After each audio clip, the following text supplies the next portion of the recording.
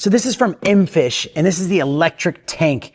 It's a 140 watt max power station. So look at the design of this thing, first of all. So you have 3 regular plugs here on the front. So it'll just sit, almost looks like the Ghostbusters device they use to catch the ghosts. Just slide it out, right? But man, I just love the design of this thing all around. It is so cool. And it's like heavy duty, so it'll sit there and not move around.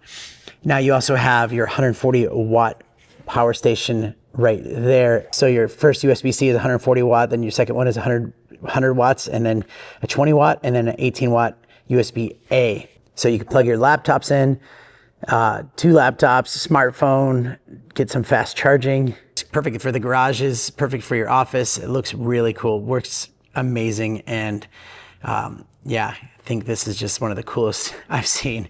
So highly recommend this, and thanks for watching.